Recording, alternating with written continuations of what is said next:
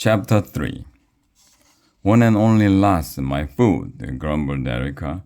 She, Angus, and Wigglup made their tired way up the wide stone steps to the dorm room. A feast had indeed been served to those at the head table. The students got the usual eel casserole. Afterward, the three friends had been tapped by Fry Pot, the cook, for clean-up duty.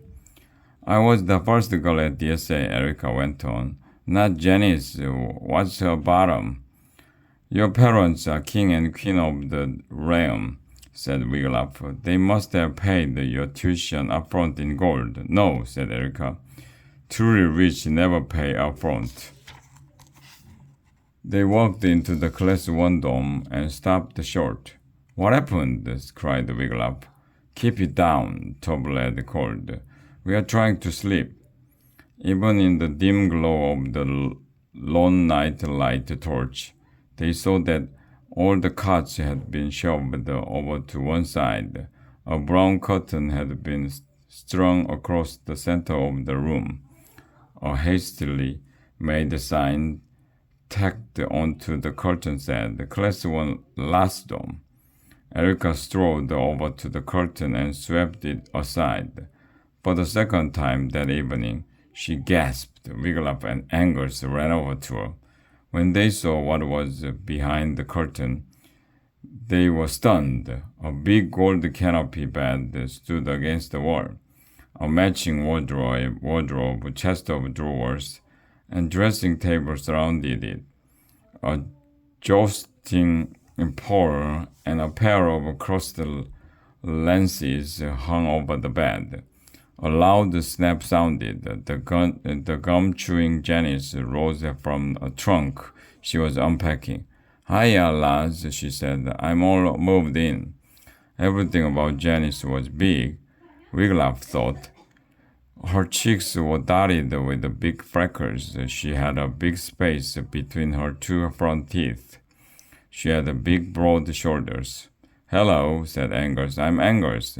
Wigglup told her his name too. I'm Eric, said Erica. Well, you know who I am, said Janice. What school did you come from? Asked Angus. Dragon Whackers. Snap! How come you changed schools? Asked Wigglup.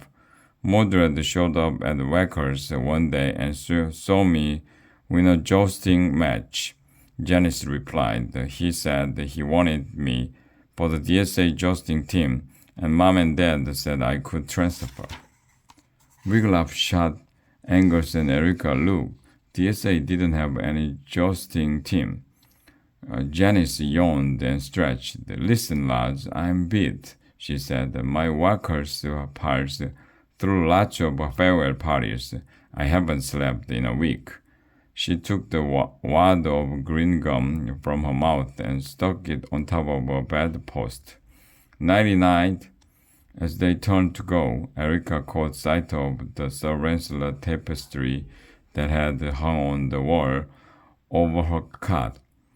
It lay crumpled on the floor.